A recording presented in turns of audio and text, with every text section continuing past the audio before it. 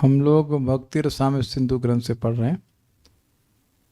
द्वितीय विभाग, दक्षिण विभाग, प्रथम लहरी विभाव नामक और श्लोक क्रमांक 143 से आगे पढ़ेंगे। भगवान के गुणों के वर्णन हो रहा है।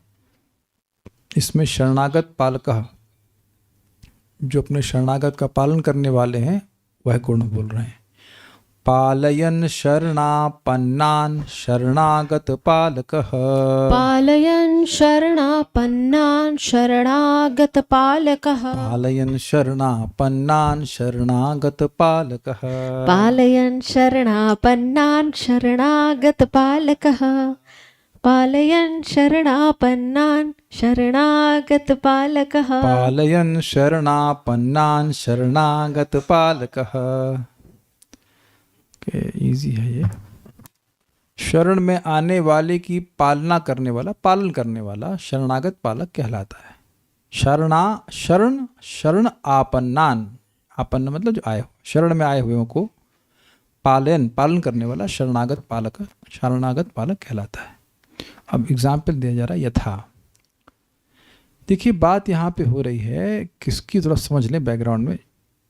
बाणासुर शिवजी का भक्त था और बाणासुर के लड़की उषा ने अनिरुद्ध का अपहरण किया था। यू हैव हर्ड राइटली, लड़की का अपहरण नहीं हुआ था, लड़के का अपहरण हुआ था। और कौन लेके आई थी? चित्रलेखा आंटी थी। चित्रलेखा आंटी थी, वो अनिरुद्ध जी को द्वारका से उठा करके ले आई थी और देखिए अरे क्या है, तो उषा के संग वे संगत करने लगे। तो ये बाणासुर को मालूम चल गया उनके अन्य सेवकों के द्वारा कि उषा अब मतलब कुमारी नहीं रही हैं, जो भी है। तो वो अब बड़ा आश्चर्यचकित तो उसका ये कैसे हो गया, तो कोई प्रवेश नहीं करता है किले में। तो बाणासुर आते हैं और देखते हैं कि उषा के संग बड़े आराम से अनिरुद्ध जी बैठे हुए। अनिरुद्ध प्रद्युम्न के बेटे हैं। तो उसे बड़ा क्रोध, अब उनको मार तो सकता नहीं है, शादी तो नहीं से करवानी है, लेकिन अब उनको उससे युद्ध करना शुरू किया। तो अब जो अनिरुद्ध हैं उनके पास एक क्लब समझ से डंडा था पास में लोहे का, उसी से सबको सारे जितने भी सैनिक थे उनको मारना पीटना शुरू किया, सबकी हड्डी पड्डी तोड़ बराबर कर दिया। लेकिन अब बाणासुर ने नागपास्त्र चला दिया, नागपाश कहते हैं, तो बंधन कार्य करता, तो वो अनिरुद्ध जी को बांध दिया। ये सब घटना हुई। तो अब ये बात मालूम चलती है नारद जी के द्वारा, एज यूजुअल नारद जी के द्वारा द्वारका में कि अनिरुद्ध जी गए कहाँ। तो फिर वो लोग सब लड़ने के लिए आ जाते हैं बाणासुर के पास। शोणितपुर स्थान है असम के पास में, जब झगड़ा हुआ था वहाँ पे। तो अब बाणासुर की तरफ से शिवजी भी आ गए युद्ध करने के लिए, क्योंकि बाणासुर को 1000 हाथों का वरदान शिवजी ही दिए थे। तो शिव जी, कार्तिकेय, गणेश जी ये युद्ध कर रहे हैं बाणासुर की तरफ से, बाणासुर भी युद्ध कर रहा है, और इधर भगवान श्री कृष्ण है और पूरी जो यदुवंश हैं, यदुवंशी हैं, वो सब युद्ध कर रहे हैं। तो अब ऐसा करते करते बहुत जगह युद्ध हुआ, शिव जी और भगवान श्री कृष्ण का युद्ध हो रहा था।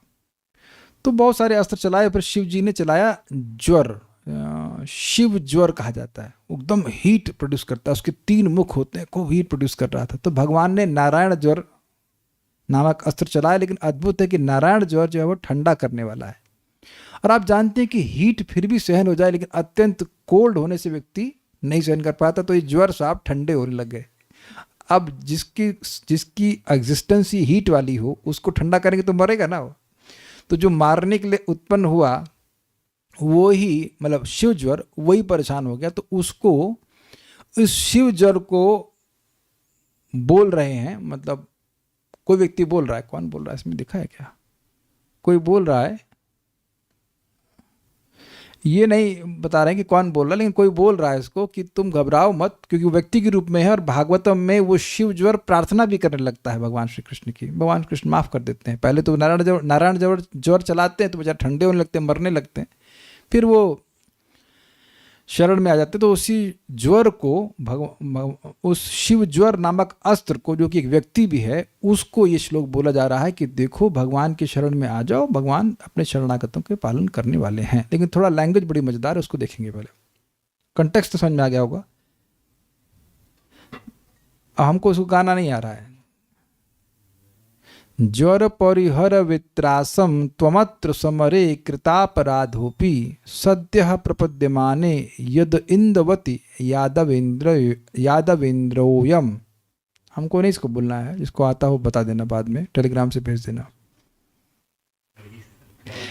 शरणागत पालक का उदाहरण, हे ज्वर। तो समझ में आ रहा है ज्वर कौन? वो जो शिव ज्वर है, वो व्यक्ति है, उसको बोल रहे हैं, जो कि एक अस्त्र भी है। इस युद्ध में अपराधी होने पर भी तुम भय का त्याग करो, क्योंकि यह यादव राज श्री कृष्ण शरण में आए व्यक्तियों के लिए चंद्रमा के समान शीतल आनंददायक हो जाते हैं। अब ये इसमें क्या विशिष्टता दिख रही है? विशिष्टता ये है कि जो ज्वर है उसको शीतलता नहीं चाहिए। अग्नि के लिए शीतलता तो अलग तरह से कार्य करेगा ना। लैंग्वेज लेकिन बड़ी मजेदार है। हम लोगों को धूप सता रही हो तो शीतल चीज अच्छी लगेगी, एसी है जो कुछ भी है, लेकिन जो हीट है, अग्नि है, उस पे कोल्ड तो अच्छा नहीं माना जाएगा ना उसको। तो language words, the play of words is very nice.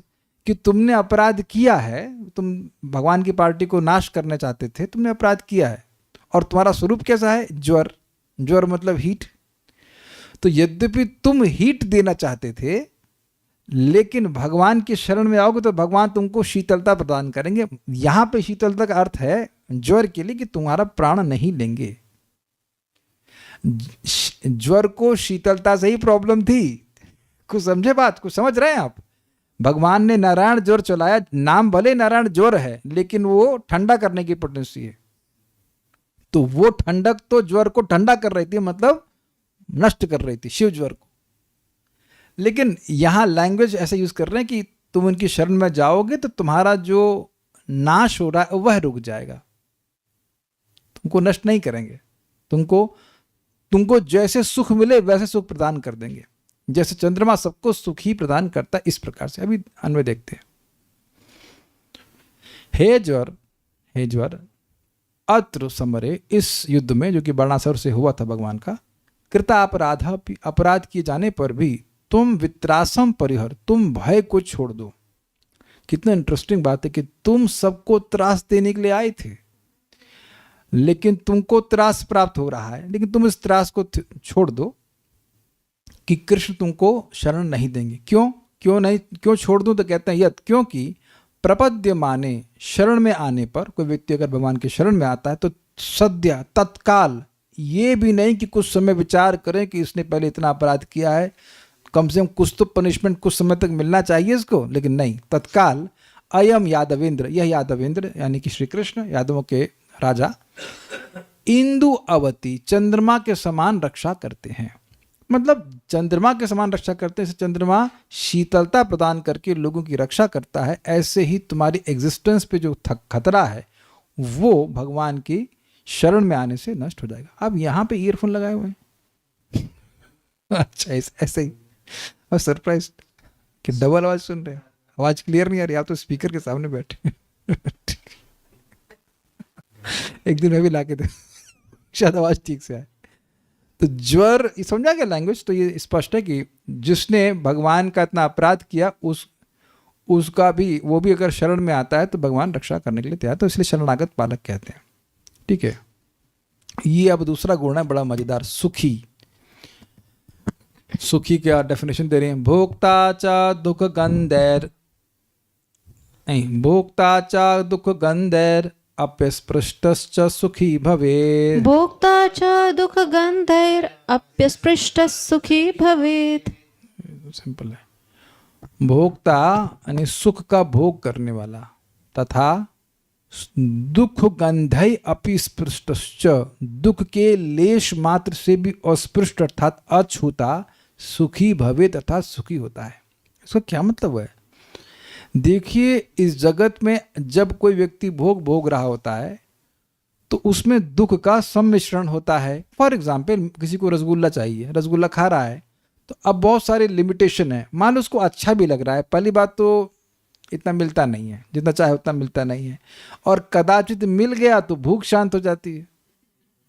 और उसके बाद मान लो वो सभी नहीं है तो भी अब डायबिटीज का खतरा। तो आप देख रहे हैं कि जगत में भोगे रोग भयम, सुना है, प्रसिद्ध बात है कि भोग करेगा किसी प्रकार का भी तो उसको रोग का भय होता है। वो करते समय डर लगता है कि नहीं नहीं नहीं, नहीं। है ना, आज घी खा रहे हो उसके बाद कल कोलेस्ट्रॉल बढ़ जाएगा, ये बढ़ जाएगा, वो बढ़ जाएगा। कुछ लोग तो इस डर से टेस्ट कराना ही बंद कर देते हैं। तो टेस्ट नहीं करा रहे हो तो बढ़ नहीं रहा है क्या? एक दिन हार्ट अटैक पड़ेगा, फिर तो टेस्ट कराना पड़ेगा, इज इट नॉट? ये अच्छी रीति नहीं है, लेकिन लोग ऐसा करते हैं। तो इस जगत में कोई ऐसा है ही नहीं कि भोग भोगे और उसके बाद वो उसको रोग ना हो। तो इस जगत में कोई सुखी नहीं है। तो भगवान ऐसे महान, और दूसरी बात, बहुत से लोगों को तो भोग मिलते ही नहीं है। सोचते रह जाते हैं, भूखे रह जाते हैं बेचारे। तो भगवान के संग ऐसा नहीं, भोग सामग्री भी उपलब्ध है और उनको कोई कठिनाई नहीं है और दुख का गंध भी नहीं आया। सुख का भोग करने वाला तथा दुख के संपर्क से सदा अछूता रहने वाला सुखी कहलाता है। एकदम जिसको कोई दुख की खुशबू भी नहीं आ रही, दुख की बदबू भी नहीं आ रही, एकदम गंध भी नहीं स्पर्श कर रही है। How can you imagine a person like this? लेकिन एक इंटरेस्टिंग बात है, इस जगत में लोगों की प्रवृत्ति होती है लोगों के बारे में बोलने के लिए। तो जिसके बारे में बोल रहे हैं ये मानते हुए कि वो बड़ा सुखी है या वो अपने को दिखा रहा है कि बहुत सुखी है, उसके जीवन में झांकेंगे तो बहुत सारा डिप्रेशन होगा, बहुत सारा दुख होगा। समझ रहे हैं ना बात? भले फिल्म के स्टार वो दिखाएं अपने को मुस्कुराते हुए, लेकिन पता लगा बाद में मालूम चलता है कि वो आत्महत्या कर ली क्योंकि वो दुखी थे। समझ रहे हैं ना बात? तो भगवान ऐसे नहीं है, सारे भोग उपलब्ध हैं और दुख उनको मिल नहीं रहा है। इसका पहला वाला एग्जाम्पल है कि कैसे भगवान को सारे भोग उपलब्ध हैं, वो यहाँ पे कहा जा रहा है। तत्र आद्य मतलब पहली डेफिनेशन के अनुसार जो खूब भोग करे, आराम से खूब भोग मिले उसको सुखी कहेंगे। ये समझ में आ रहा है? ये तो समझ में आ ही रहा होगा। जनता जब देखती है अरे भाई बड़ा बंगला है, सुंदर पत्नी है, कार है, खाने पीने की व्यवस्था, अरे भैया बड़ा सुखी है, नौकरी अच्छी है इत्यादि, ये नहीं मानते हैं आप? इस जगत में भोग का तो यही स्टैंडर्ड माना जाता है कि सुंदर पत्नी है, फॉलोवर्स हैं, पैसा है इत्यादि इत्यादि, जन्म धनम सुंदरीम धनम धन सुंदरीम धनम जन्म इत्यादि। अरे ना नहीं ना वाला नहीं भाई, जिसके पास हाँ जिसका है जिसके पास नहीं है वो नहीं है ही ना। ये स्टैंडर्ड है ना भोग की। तो भगवान के पास सब कुछ है। लेट्स सी कैसे कहेंगे इसको। रत्नालंकार भारस्तव धन धन, गया काम से। दम्भो लिपाणिरपि दुरधिगम द्वारितौर्यंत्रिकंच, ऐसे आ रहा है। धन रत्नालंकार भारस्तव धन दमनो राज्यवृत्त्याप्य लभ्य। बोलिए। रत्नालंकार भारस्त्व धन धनम,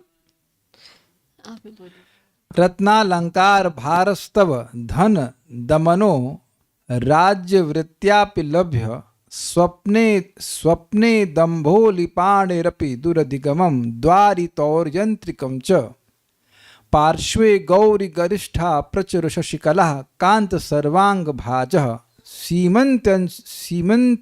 सीमंत्यन्यश्च नित्यम यदुवर भुवने कस्त्वदन्योस्ति भोगी।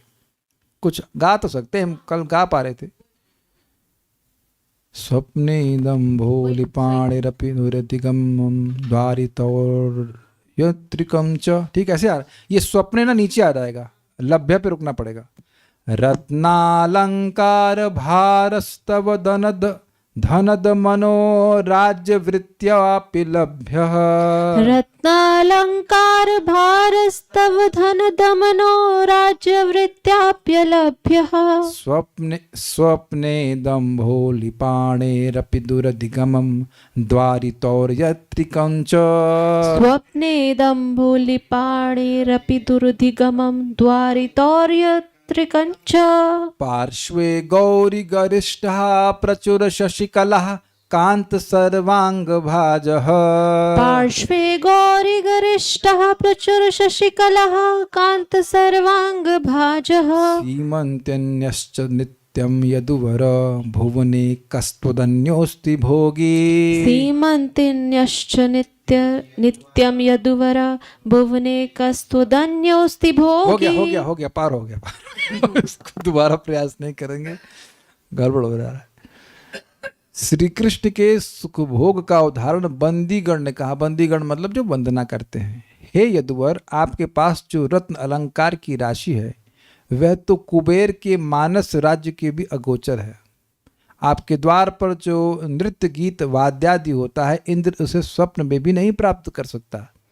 आपके पार्श्व देश में जो महिषीगण विराजमान रहती हैं वे गौरी अर्थात पार्वती से भी अति उत्तम है, क्योंकि गौरी के शरीर में तो महादेव जी के ललाट के आधे चंद्रमा की एक कला मात्र ही प्रतिबिंबित होती है, किंतु आपकी महिषियों के शरीर में तो आपके द्वारा प्रदत्त नख चिन्ह अनेक शशि कला विराजती हैं। गौरी अपने कांत के अर्धांग की भागनी मात्र है, और ये पूर्व सुंदरी गण तो आपके सर्वांगों का भोग करती हैं। अतएव त्रिभुवन में हे कृष्ण, आपके समान और कौन भोगी यानी सुख भोग करने वाला हो सकता है। ये टीका नहीं, अनुवाद है। लंबा अनुवाद है, जरा श्लोक देखिए, बड़ा मजेदार। ये श्लोक बहुत मजेदार, बड़ी मेहनत लगी भाई कल इसमें। हे यदुवर तो स्पष्ट है, हे यदुकुल श्रेष्ठ श्री कृष्ण। तब रत्न अलंकार भारः, आपके रत्नमय आभूषणों का भार, मतलब जो आभूषण आपके विग्रह के ऊपर है, श्री विग्रह पे है, उसका भार धनद धन देने वाला कुबेर जी के मनोराज्य वृत्तिया अपि अलभ्य, मनोराज्य की वृत्ति से भी अप्राप्य है। ये समझे बात? मन में, अब चलिए आइए, मन में हम लोग अपने ऊपर थोड़ा सा आधा किलो सोना टांग लेते हैं, 1 किलो टांग लेते हैं, तो कोई कठिनाई नहीं, सोना टांग लिया कि नहीं टांग लिया? क्यों राधिका प्रभु? मन में भी नहीं कर सकते हैं, मन में तो कर। समझ में आ गया? अब आप ये सोचिए कि जो धन देने वाला है, लेने वाला नहीं है। कुबेर जी के पास दबा के धन ऐसे कहना चाहिए, कितना है आप कल्पना नहीं कर सकते। वहां पे धन का मतलब नोट मत सोचिएगा, धन का मतलब सोना, एग्जैक्टली सोना, मणि, हीरे इत्यादि जो कुछ भी है, मणियां, तो वो भंडार भरा पड़ा है। तो वो कुबेर जी मौन भी नहीं सोच सकते कि भगवान के शरीर में जो दिव्य रत्न अलंकार हैं उनका भार कितना। He can not understand that, सोच भी नहीं सकते कि उन रेंज के बारे, मतलब मन के, कुबेर जी की मन की रेंज के बारे। देखिए, जैसे हमारे लिए कुबेर जी का धन मन की रेंज के बाहर है। आप किसी को बोलोगे पैसे वाला, तो क्या सोचेंगे? पैसा, भाई पैसा 1 करोड़, 2 करोड़, 500 करोड़, 600 करोड़ इत्यादि ऐसे कुछ सोचेंगे? 1000 करोड़, करोड़ सोचेंगे, मतलब नोट के सेंस में सोचेंगे ना। ऐसा तो कोई हमने देखा नहीं, क्या सोना ही सोना भरा हो, सोना ही सोना, घर भी सोने का। ऐसा तो शायद ही कोई आज तक है कि आज तक, मतलब इस जमाने में तो ऐसा कोई नहीं, घर भी सोने का बना हो। सोने की लंका थी फॉर एग्जाम्पल। तो जैसे हम लोग कुबेर जी की धन के बारे में नहीं सोच सकते, मन से भी नहीं सोच सकते, एस्पायर भी नहीं करते हैं कि इतना पैसा आ जाए कि कुबेर जी के बराबर हो जाए। क्लियर? तो कुबेर जी भी ऐसे सोच भी नहीं सकते कि भगवान के श्री अंग पे कितना अलंकार का भार है। केवल श्री विग्रह पे, मतलब उनके अंग में, उनके विग्रह पे, उनके स्वरूप में कितना अलंकार है, उसका वजन कितना है, मतलब ऐसे अद्भुत बहुमूल्य अलंकार भगवान के मतलब श्री विग्रह पे हैं। तो ये एक धन की दृष्टि से भगवान का दिखाया गया कि बड़ा अच्छा वैभव है। क्लियर? आपको याद है ना कि भगवान की जो, नहीं शाम तक बड़े के बारे में बात थी ना कुछ, नहीं एनीवेज, कौस्तुभ मणि भी भगवान की छाती पर, कौस्तुभ मणि कैसे अनेकों सूर्य के समान तेजस्वी, और भगवान की छाती पर कैसे लग रही है? एक छोटे तारे के समान। पढ़ चुके हैं हम लोग पहले। तो खैर, भगवान के अंगों पर जो सुंदर आभूषण है उसकी कल्पना भी मतलब नहीं कर सकता ये कुबेर जी। तो एक ये बात यहाँ बोली तो इजी है, ठीक है। मनोराज्य वृत्ति समझ रहे हैं? मन का राज्य कहाँ तक होता है? मन आपका राज्य कहाँ तक होता है? आपके घर तक। तो जो आपकी रेंज है उसको राज्य से कहा जाता है। राज्य इज इक्वल टू रेंज। तो मन की रेंज क्या है? मैंने बताया ना, अभी आप मन सोचेंगे तो कितने किलो सोना भर लीजिए अपने पास। तो जो गरीब लोग हैं उनकी मन की रेंज भी छोटी होती है। आप समझे? वो चीटिंग भी छोटी करते हैं। रिक्शे वाले को बोलोगे तो 20 का, 50 का, 100 ले लेगा, आपसे 5000 रुपये थोड़ा मांगेगा। उसकी रेंज ही नहीं है वैसी। सोचने की, समझ रहे हैं आप बात को? मन की वृत्ति आपकी फिजिकल सिचुएशंस पे निर्भर करती है। कितना धन है तो उतना सोचेंगे यहाँ तक कमा सकता हूँ, इतना हम सेविंग कर सकते हैं। कितना सेविंग कर सकते हैं वरुण प्रभु? मैक्सिमम सोचेंगे आप 1 करोड़ सोचेंगे, 500 करोड़ तो नहीं सोचेंगे। क्यों काले कृष्ण प्रभु सोचते हैं इतना कि 500 करोड़, बस 500 करोड़ जमा कर लूँ फिर कुछ नहीं करूँगा। वैसे भी कुछ नहीं कर रहे। कुछ समझ रहे हैं? एवरीवन है सम रेंज ना, इससे ऊपर तो अपन कमा ही नहीं सकते। हाँ, लिमिट है ना करना मित्रों, कितना करोड़ कमाना है आपको तो आप देख रहे हैं कि अपनी जो वर्तमान स्थिति उसके अनुसार हमारे मन की रेंज होती है। तो कह रहे हैं कि अब कुबेर जी की मन की वृत्ति कहाँ तक जा सकती है धन के संबंध में, तो हम लोग कल्पना नहीं कर सकते, और वो भी भगवान के धन की कल्पना नहीं कर सकते। ये क्लियर हुआ एक। तो इस दृष्टि से खूब धन है तो भोगी। फाइन।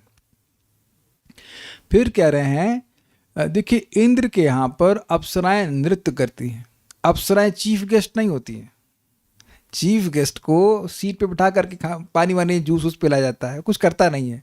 तो इंद्र का बड़ा वैभव है कि उर्वशी वहां पे नृत्य कर रही हैं, और अनेक अनेक सुंदर सुंदर स्त्रियां इंद्र के सभा के अंदर नृत्य कर रही हैं, ना कि दरवाजे पर। कुछ ये पहले समझ में आया इंद्र का मतलब वैभव, कि इंद्र के महल में या इंद्र के जो सभागार कह लीजिए, वहां पर बहुत सुंदर सुंदर स्त्रियां यानी अप्सराएं नृत्य कर रही हैं। So that is opulence.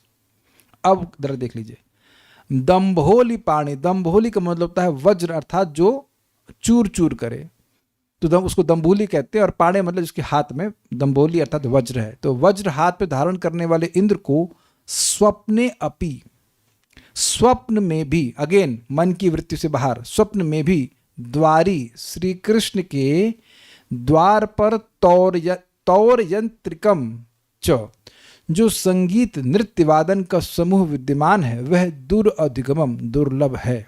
ये समझे बात?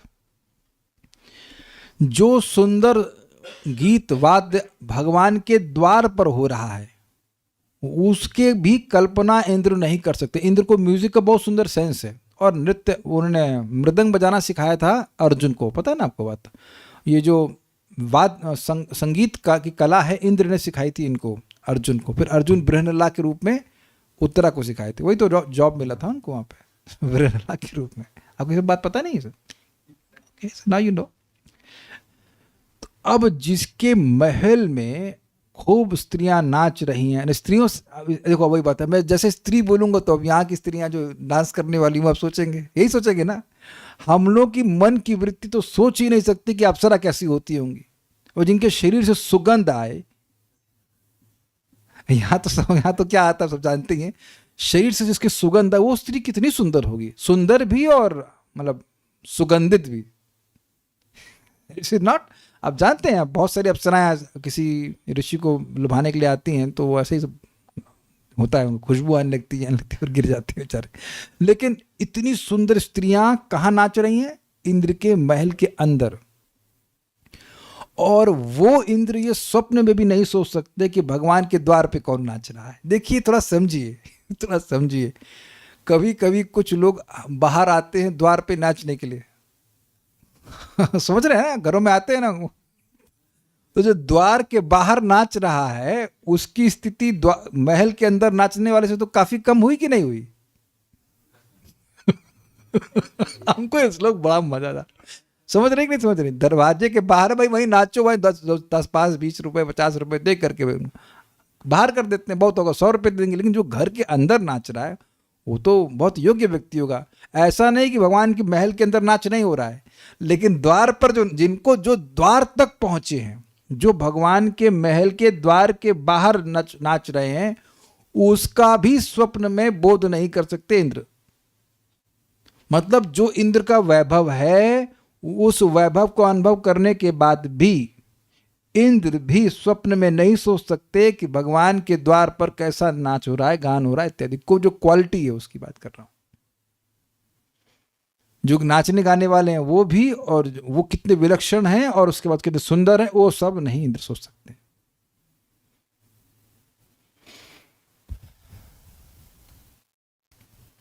देखिए, जब तक हमने संकीर्तन नहीं सुना था और उसमें बहुत सुंदर मृदंग बजता हो नहीं सुना था, तब तक मुझे कुछ समझ में नहीं आता था कि ये musical performance how it can be very एनलाइवनिंग।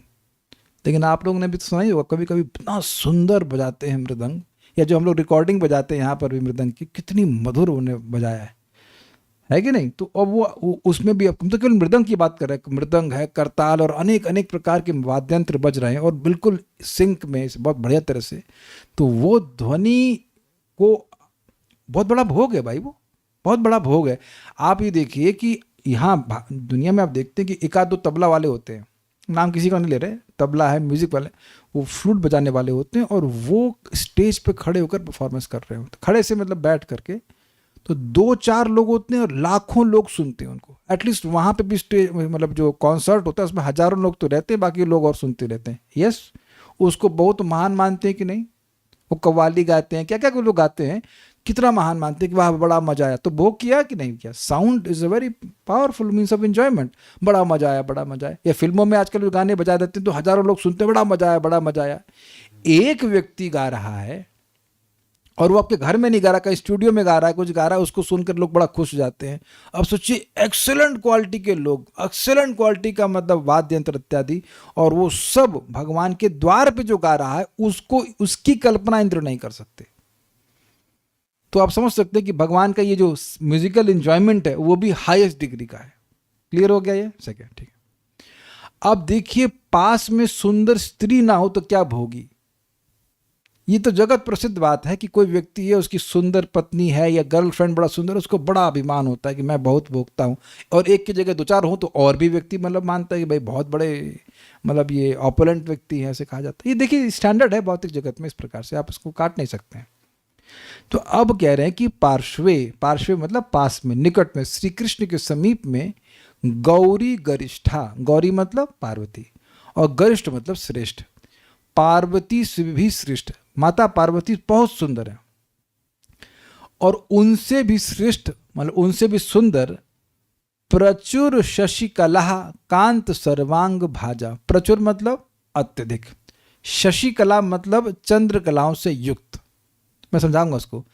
Kant सर्वांग भाजा, सुंदर, ये गलत हो गया, सुंदर नहीं आएगा, सुंदर सर्वांग वाली। लेकिन देखिए इसको थोड़ा समझना होगा, ये ऐसे नहीं आएगा, ये ऐसे आएगा। देखिए सुंदर सर्वांग वाली का मतलब थोड़ा समझिएगा, सुंदर सर्वांगों को धारण करने वाली, ये ऐसे आएगा। अब मैं समझाता हूं फंडा क्या है। देखिए माता पार्वती के निकट कौन है? शिव जी हैं, और शिव जी के माथे पर क्या है? अर्धचंद्र और एक, तो वो अर्धचंद्र प्रतिबिंबित होगा ना गौरी जी के ऊपर, उसकी कह सकते हैं रिफ्लेक्शन या प्रतिबिंब आएगा गौरी जी के ऊपर। ये क्लियर हुआ? ठीक है। और गौरी जी अपने पति की अर्धांगिनी है, तो स्पष्ट है, यानी कि अपने पति का आधा अंग मिला उनको, ये भी क्लियर है। 2 पॉइंट समझ में आए आपको? पति का आधा अंग मिला और पति का आधा चंद्रमा मिला, वो भी एक। ये सबको ये समझ में आ गया? ठीक है। ये प्रमाण डिराइव करा जा रहा है कैसे वो गौरी जी से श्रेष्ठ हैं। तो अब कह रहे हैं कि देखिए प्रचुर शशिकला मतलब भगवान की, देखिए भगवान की जो उंगलियों के नख हैं वो भी चंद्रमा है। तो भगवान वो तो कितने चंद्रमा हो गए? 1 2 5 10 चंद्रमा हो गए। ठीक है। तो भगवान के सारे अंग स्त्रियों को, स्त्रियां उनको धारण करने वाली हैं। वो आधा अंग धारण करने वाली नहीं है, वो अर्धांगिनी नहीं है। ये बहुत जबरदस्त विचार है। समझाया जा रहा है कि जो स्त्रियां हैं वो उन सभी स्त्रियों के संग भगवान श्री कृष्ण है। तो स्त्रियां हैं वो श्री कृष्ण के नख जो हैं, हाथ है नख में, हाथों में जो नखून है वो सभी नख के समान है। तो अब किसी का आलिंगन किए हैं तो कितने? 5 ये और 5 वो, 10 चंद्रमा हो गए कि नहीं हो गए? शिव जी के पास चंद्रमा कहाँ है? चंद्रमा के रूप में माथे पे है। और कृष्ण के पास तो उनका मुख भी चंद्रमा है, उनके तो उनका हाथ की जो नाखून है वो भी चंद्रमा, लेकिन यहाँ स्पेशली कह रहे हैं मतलब नाखून से बोल रहे हैं। तो वो कृष्ण किसी स्त्री का आलिंगन किए हैं, मान लो से कंधे पे हाथ रखे हैं, तो ये 5 चंद्रमा दिखेंगे ना उसके, कुछ विजुलाइज कर पा रहे हैं? वो कृष्ण बुक का फोटो आप देखिए ना, राधा रानी के हाथ से कंधे पे हाथ रखे हुए श्री कृष्ण, तो 5 चंद्रमा दिखेंगे कि नहीं इधर? और मान लो इधर ऐसे लेफ्ट पकड़े हुए हैं तो इधर 5 चंद्रमा, तो 10 चंद्रमा हो गए कि नहीं हो गए? तो 10 भाई, एक के पास आधा चंद्रमा है और एक के पास 10 चंद्रमा है, तो श्रेष्ठ नहीं होगा? एक तो ये, और दूसरा कह रहे हैं कांत सर्वांग भाजा। देखिए कांत का अर्थ सुंदर भी है और कांत का अर्थ प्रियतम भी है। तो प्रियतम श्री कृष्ण जो हैं उनके सभी अंगों को भाज अर्थात धारण करने वाली, ये अच्छा अर्थ है, ये एग्जैक्ट अर्थ है।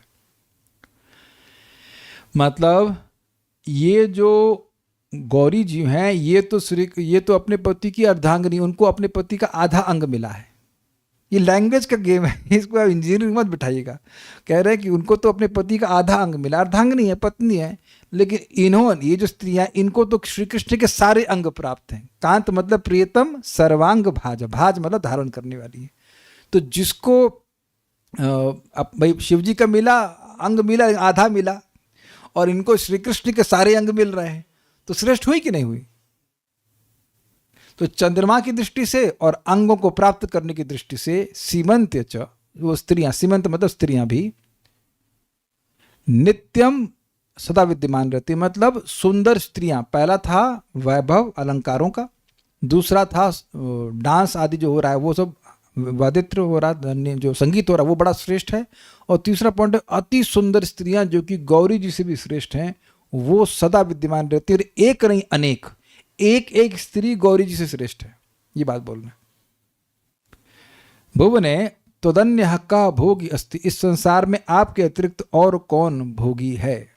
तो भोग करने में भगवान श्री कृष्ण सर्वश्रेष्ठ हैं। इसीलिए बोल दिए गीता में, भोक्ता राम यज्ञ तपस्या, मैं भोगता हूं, तुम नहीं हो। ठीक है। दुर्गम संगमनी टीका। रत्न इत्यादि श्लोकों में बंदी जनों की स्तुति है। शशिकला अर्थात नखों के चिन्ह अथवा नखों के अग्रभाग से सुशोभित जो चंद्रमा की कला के समान है, मतलब भगवान के जो हाथ हैं, हस्तकमल में जो नाखून हैं, उनमें जो नख हैं, उनमें जो नाखून है वो चंद्रमा के समान है, और वो नाखून रूपी जो चंद्रमा है वो उन स्त्रियों को सुशोभित कर रहे हैं जो भगवान के पास में हैं। ये समझ आ गया? ठीक है। बिना नाखून के चंद्रमा, अरे भाई किसी स्त्री की, कोई भी स्त्री भगवान श्री कृष्ण के पास में है तो उसके गले पे हाथ रखे तो हाथ नहीं दिखाई पड़ेगा। ऐसे करके भगवान हाथ पीछे करके किस स्त्री को रखेंगे अपने पास? कैसी हो, ठीक हो, कहेंगे हाथ का स्पर्श नहीं करेंगे तो हाथ नहीं दिखेगा आपको। हाथ के साथ क्या? नखों के अग्रभाग से शोभित जो चंद्रमा की कला के समान है। तो क्या कठिनाई क्या? शशि कला मतलब चंद्रमा की कला। वो देखिए चंद्रमा की जो कला है बेसिकली वो जो भगवान के नाखून है उनकी तुलना की जा रही है, तो उनके हाथ के संग सुशोभित हो रही है। क्या कट, देखिए अच्छा पॉइंट है, हाथ के संग सुशोभित हो रही है कि मतलब भगवान का हाथ उन स्त्री के पास है। देखिए एक पॉइंट है, मान लीजिए कोई पुरुष है, बहुत सारी सुंदर स्त्रियां वहां पे हों, मान लो 4-5 भी हों, तो आपके पास तो नहीं है ना। आपकी होती तो आपका अधिकार होता कि हाथ उन पर रख पाते, आपकी तो है नहीं। तो ये हाथ भगवान का उस स्त्री को सुशोभित कर रहा है, इसका मतलब है कि वो उनकी है, कृष्ण का यह अधिकार है उस स्त्री पर, रानी हो या जो कुछ भी हो। Is that okay? ये समझ में आ रहा है ना बात? ये सूचित हो रहा है कि भगवान उन पे हाथ रख सकते हैं, तो मतलब वो स्त्री सुशोभित हो रही है भगवान के हाथ में जो स्थित चंद्र कलाएं हैं उसके, तो स्पष्ट है कि भगवान ने हाथ अपनी स्त्री पर रखा हुआ है, तो वो ग्लोरियस स्त्री होगी ना भाई, ये बात है। पार्वती तो केवल एक ही चंद्रमा की कला से युक्त है। देखिए ऐसे समझिए, मान लो 2 स्त्रियां हैं, दोनों मान लो ये दोनों सुंदर हैं बराबर, लेकिन एक के पास आभूषण अच्छा है तो अधिक सुंदर लगेगी कि नहीं लगेगी? तो पार्वती जी के पास आधा चंद्रमा आभूषण के रूप में है और इनके पास 10-10 है, तो अधिक सुंदर लगे। करिए इधर, हाँ और करिए हाँ, बस ठीक है, कोई बात नहीं। सम्मान देना चाहिए, हमने सीखा है, सम्मान देना चाहिए। जब भी गुस्सा हो तो बोलना सम्मान देना चाहिए। ठीक है। हरी क्या बात कर रहे थे हम? हाँ, तो जिस स्त्री के पास खूब आभूषण और एक के पास आर्टिफिशियल ज्वेलरी थोड़ी सी, तो कहेंगे अरे सुंदर तो है लेकिन ज्वेलरी बड़ी कम है। तो इन स्त्रियों के पास कृष्ण के नखचंद्र रूपी ज्वेलरी खूब सारी, तो इसलिए बड़ी सुंदर लग रही है। ठीक है, ये हुआ। तो पार्वती तो केवल एक ही चंद्रमा की कला से युक्त हैं जो शिव जी के माथे पर है, इनके ऊपर नहीं है। ये भी इंटरेस्टिंग बात है, जो आभूषण है चंद्रमा का वो कहाँ है? शिव जी के ऊपर है। पार्वती जी पे तो है ना, वो प्रतिबिंबित हो रहा है। लेकिन यहां पर भगवान हाथ रखते हैं सब स्त्रियों के ऊपर या जिस भी स्त्री के ऊपर रख रहे हैं, तो वो भगवान के 10 नख चंद्र से युक्त है। ये तो अंतर यहाँ भी आ गया, प्लेसमेंट की दृष्टि से भी श्रेष्ठ है और नंबर की दृष्टि से श्रेष्ठ है। भैया बड़ी मेहनत लगी है, क्या समझते हैं? समझ, अगर थोड़ा थोड़ा भी समझ में आ रहा है तो चख लिया अमृत आपने। भाई अमेजिंग है, अमेजिंग। काव्य ऐसे ही होता है, बड़ा मजेदार है। आगे पढ़ते हैं। कांत सर्वांग भाजा, अर्थात कांत मतलब प्रियतम। प्रियतम, कांत मीन्स मेल, प्रियतम, प्रिया प्रियतम बोलते हैं ना, तो प्रियतम मतलब मेल, लवर। प्रियतम कृष्ण के सभी अंगों को, कांत प्लस सर्वांग प्लस भाज, भाज मतलब धारण करने वाला, उपभोग करने वाला, ऐसे भी कह सकते हैं। प्रीतम कृष्ण के सभी अंगों अथवा मनोहारी सभी अंगों को धारण करने वाली जो स्त्रियां हैं वे, कहने का मतलब है कांत के 2 अर्थ होते हैं। कांत का एक अर्थ होता है सुंदर या मनोहारी, या कांत का अर्थ होता है प्रीतम। तो प्रीतम कृष्ण के सभी अंगों को धारण करने वाली हैं, या श्री कृष्ण जो अत्यंत सुंदर हैं उनके सभी अंगों को धारण करने वाली है। सभी अंगों को धारण करने वाली पॉइंट है वो कॉमन है, सर्वांग भाजा। लेकिन कांत के 2 अर्थ होने से 2 अर्थ आ रहा है। एक कि अपने प्रीतम श्री कृष्ण के सभी अंगों का भाजन करने वाली, धारण करने वाली हैं। श्री कृष्ण अपने सभी अंगों का स्पर्श उन स्त्रियों को देते हैं, ये अर्थ हुआ। और दूसरा है कांत का मतलब मनोहारी, मन को हरण करने वाले, अत्यंत सौंदर्य से जो मन का हरण करने वाले श्री कृष्ण हैं, उनके सभी अंगों को धारण करने वाली। तो इससे दिख रहा है कि वो स्त्रियां अत्यंत श्रेष्ठ हैं। पार्वती तो अपने प्रियतम शिव की अर्धांगिनी मात्र हैं, उनको तो शिव जी का आधा अंग मिला। ये देखिए, ये लैंग्वेज है, पत्नी तो पति की अर्धांगिनी कहलाती है ना, तो उस तरह से कह रहे हैं कि ये तो अर्धांगिनी, उनको शिव जी का अंग मिला अभी तो आधा, और इन लोगों को श्री कृष्ण का अंग मिला वो भी सारे, तो श्रेष्ठ हुई कि नहीं हुई? नहीं समझ में आया आपको? अधिक योग्यता है ना भाई। श्री कृष्ण का सारा अंग जिस स्त्री को मिल रहा है, और अब चलिए नाम भूल जाइए कौन कौन है। एक स्त्री है जिसे श्री कृष्ण के सारे अंग मिल रहे हैं, और एक हाथ वात नहीं, हाथ सारा अंग होता है, सारे अंग मिल रहे हैं।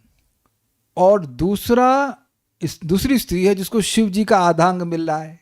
तो शिव जी तो भगवान के अंश ही है ना, तो जो अंशी हैं उनके सारा अंग मिल रहा है जिसको, और एक व्यक्ति इसको अंश का आधा अंग मिल रहा है, तो कम नहीं हो जाएगी वो स्त्री? वो कम योग्य है। इसीलिए गौरी गरिष्ठा, इसलिए सारी स्त्रियां गौरी से श्रेष्ठ हैं। और एक एक स्त्री जो है जो भगवान कृष्ण के पास है, वो पार्वती जी से श्रेष्ठ है। सब लोग क्लास में? हाँ ठीक है। इस प्रकार श्लेष अलंकार से स्त्रियों का पार्वती से भी श्रेष्ठ होना उचित ही है, यह दिखाया गया है। तो मतलब इनडायरेक्ट वे में ऐसे कहा जा रहा है कि कैसे कैसे बात आ रही है। तो ये श्लोक था। एक और है द्वितीय मतलब कैसे, जो जिसको दुख का गंध भी स्पर्श नहीं करता, इसको हम गा पाएंगे। न हानिम न ग्लानिम न निज गृह कृत्य व्यसनिताम। न हानिं न ग्लानिं न निज गृह कृत्य व्यसनिताम्। न हानिं न ग्लानिं न निज गृह कृत्य व्यसनिताम्। न हानिं न ग्लानिं न निज गृह कृत्य व्यसनिताम्। न घोरं नोत्घूर्णां न किल कदनं वेत्ति किमपि। न घोरं नोत्घूर्णां न किल कदनं वेत्ति किमपि। उद्धूर्णा नहीं, उद्घूर्णा है। वरांगी भी सांगी कृत सुहृद नंगाभिरभितो। वरांगी भी सांगी कृत सुहृद नंगाभिरभितो। हरिर्वृंदारण्ये परमनिशमुच्चर विहरति। हरिर्वृंदारण्ये परमनिशमुच्चैर् विहरति। न हानिं न ग्लानिं न हानिं न ग्लानिं न निज गृह कृत्य व्यसनिताम्। न हानिं न ग्लानिं न निज गृह कृत्य व्यसनिताम्। न घोरं नोत्घूर्णां न किल कदनं वेत्ति किमपि न घोरम नोद्घूर्णाम न किल कदनं वेत्ति किमपि वरांगी भी सांगी कृत सुहृद नंगाभिरभितो वरांगी भी सांगी कृत सुहृद नंगाभिरभितो हरिर्वृन्दारण्ये परमनिशमुच्चैर्विहरत हरिर्वृन्दारण्ये परमनिशमुच्चैर्विहरति। बहुत अच्छा श्लोक है। श्री कृष्ण के दुख गंध राहित्य का उदाहरण यज्ञ पत्नियों के पास जाकर एक दूती ने कहा, यज्ञ पत्नी है ना वो जो ब्राह्मण यज्ञ कर रहे थे, फिर भगवान ने कहा था जाओ मांग के लाओ, नहीं दिए, बाद में वो लोग देती हैं, तो वही उन्हीं के बारे में बोल रहे हैं। यज्ञ पत्नियों के पास जाकर एक दूती ने कहा श्री कृष्ण को किसी विषय में भी हानि एवं ग्लानि नहीं है। हानि समझते हैं, कोई हानि हो रही तो चिंता करेगा, यदि नुकसान हो गया, ग्लानि शोक नहीं। वे अपने गृहकाज में भी व्यस्त नहीं है। वैसे तो उस समय तो शादी भी नहीं हुई थी जहाँ तक मैं समझ रहा हूँ। भय का कोई कारण उनके लिए नहीं है, न चिंता का कोई कारण। दुख या मान अपमान को वे तो जानते ही नहीं है। अत्यंत सुंदर अंगों वाली प्रिय संगनी के रूप में स्वीकृत, माधुर्य प्रेम से पूरित गोपियों के द्वारा चारों ओर से घिरे हुए वृंदावन में निरंतर अत्यंत श्रेष्ठ रूप से विहार करते रहते हैं। उनका काम क्या है? बस नाचते रहो, नाचते रहो, नाचते रहो, नाचते रहो, उन्हें कोई टेंशन नहीं है। हरि श्री कृष्ण किला निश्चय न हानिम न हानि को, न ग्लानिम न ग्लानि को, न निज गृह कृत्य वसनिताम न अपने गृह काज में व्यस्तता को। कौन इससे परेशान नहीं है? अरे बाप रे, ये करना है, बच्चों को ट्यूशन ले जाना है, स्कूल ले जाना है, ये कितना टेंशन है। भगवान बनना आसान बात है। न घोरम, घोर मतलब न भय के कारण को, नोद्घूर्णा न चिंता के कारण को। टेंशन, उद्घूर्णा वाला चक्कर आ रही है ऐसे बोलते हैं ना, चिंता से इतना परेशान हो जाता है कि उसको चक्कर आ जाए, तो उद्घूर्णा मतलब चिंता। न चिंता के कारण को, न कदनम और न दुख या मान अपमान को, किम अपि वेत्ति कुछ भी जानते हैं। मतलब ना लगा लीजिए, कुछ भी नहीं जानते, हानि को कुछ भी नहीं जानते, ग्लानि कुछ भी नहीं जानते, इत्यादि घर की व्यस्तता को कुछ नहीं जानते। ये सब करते क्या है फिर? वरांगी भी, वर आंगी जो श्रेष्ठ अंगों वाली हैं, अर्थात सुंदर स्त्रियां, अत्यंत सुंदर अंगों वाली, सांगीकृत सुहृद, सा अंगीकृत जिनको अंगीकृत, जिनको स्वीकार किया गया है, तो और सुहृद मतलब सखी, तो प्रिय संगनी के रूप में स्वीकृत। अनंगा भी, अनंग मतलब होता है जिसका अंग ना हो। कौन है? अनंग मंजरी। बस एक नाम पकड़ लिया आपने, उसी को बोल देना है। कामदेव, उसको जला दिए थे ना शिव जी, इसलिए उसका कोई अंग नहीं था, उसको अनंग कहते हैं। तो अनंगा भी मतलब माधुर्य प्रेम से पूरित गोपियों के द्वारा अभितः अर्थात चारों ओर से घिरे हुए। वृंदारण्य अनिशम, वृंदावन में अनिशम मतलब कोई रात्रि बीतती नहीं, अर्थात निरंतर, रात दिन निरंतर। परम उच्चाई विरहति, अत्यंत श्रेष्ठ रूप से विहार करते रहते हैं। तो यह स्पष्ट समझ में आ रहा है कि जो दुख के कारण हैं, हानि ग्लानि मान अपमान, वो सब श्री कृष्ण को कोई प्रभावित नहीं कर रहा है। ऐसा नहीं है कि है नहीं है, लेकिन उनको प्रभावित नहीं कर रहे हैं। जैसे सोचिए कि अभी कल ही पूतना आई हो घर पे अटैक करने के लिए, तो क्या आप परेशान नहीं होगे? आप समझे बात?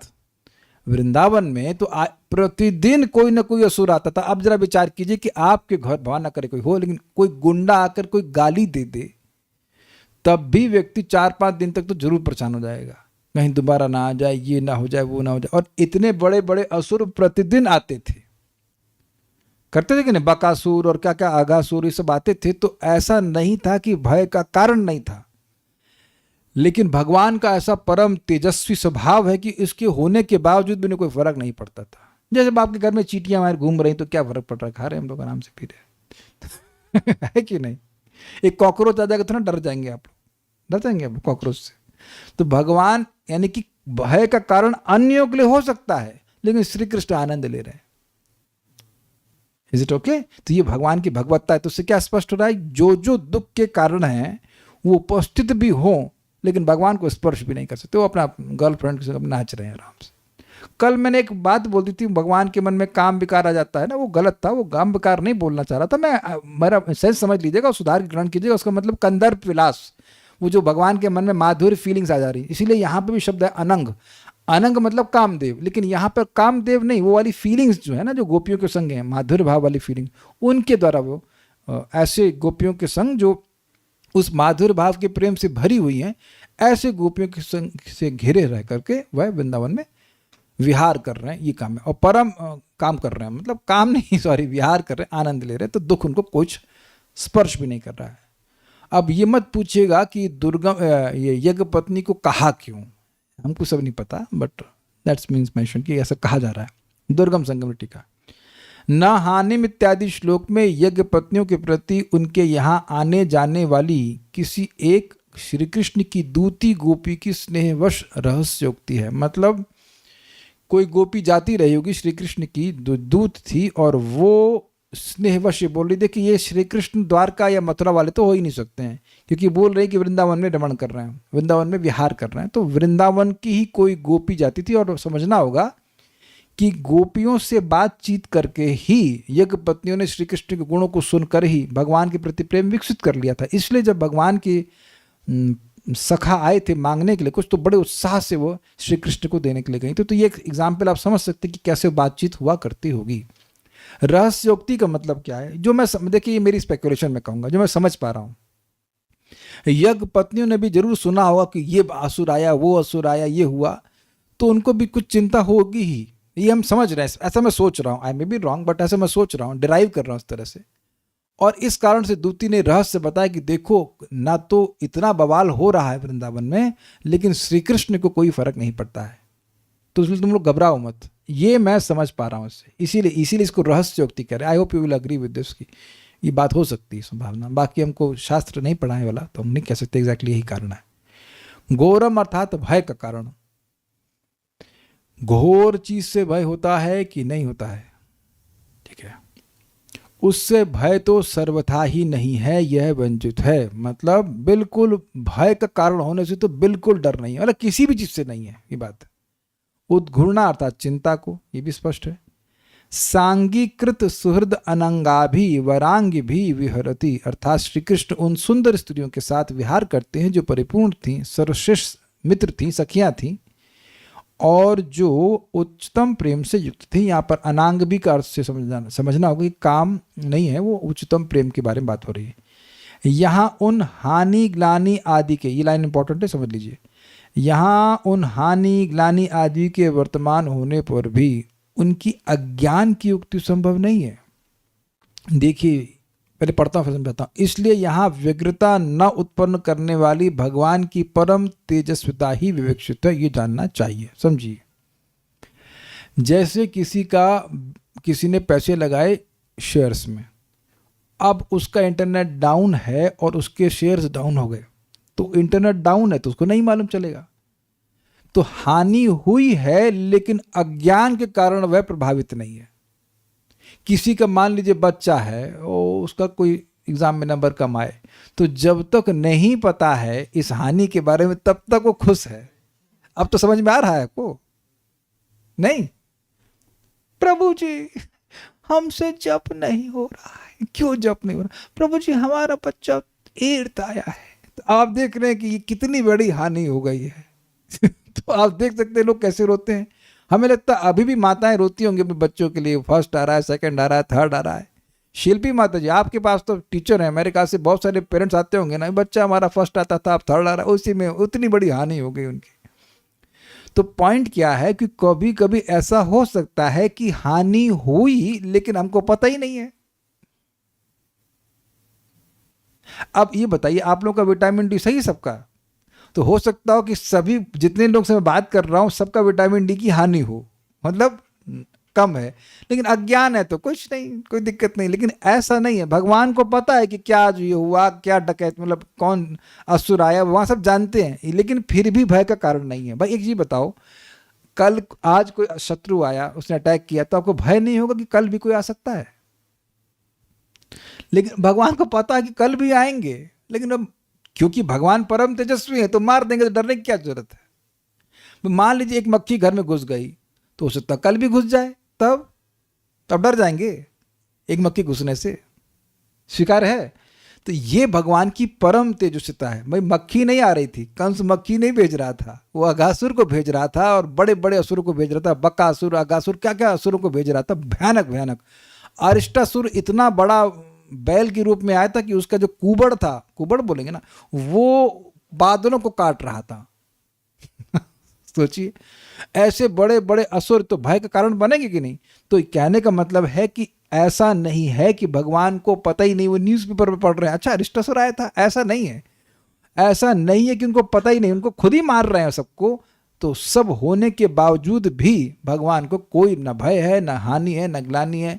और अब घर गृहस्थी काम तो खैर तो बैचलर हैं अभी, तो कोई दिक्कत नहीं है उनको, ऐसे भी कोई दिक्कत नहीं है। आप जानते हैं जब शादी कर ली तब भी 16,108 रानियों को छोड़कर वहाँ पे द्वारका छोड़ करके हस्तिनापुर में पड़े हुए हैं महीनों तक, तो उन्हें कोई चिंता नहीं, कहने करती है। तो इससे भगवान की क्या सूचित हो रहा है कि दुख की गंध भी इनको स्पर्श नहीं करती।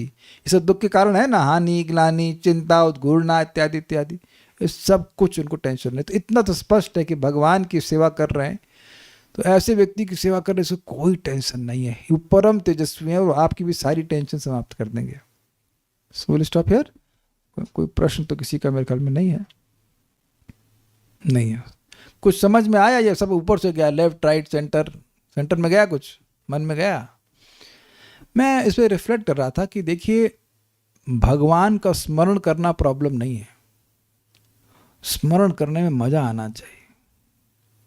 मैं सोच रहा था कि चलो 147 श्लोक को छोड़ दूं, कल पढ़ा लूंगा, लेकिन रुका ही नहीं गया। हमने कहा इतना सुंदर श्लोक है, पता नहीं आप लोगों को कैसा लगा, हमको नहीं लगा, हमको नहीं समझा। अगर समझ में आता है ना सब शब्दों का अर्थ, तो बड़ा सेटिस्फाइंग लगता है।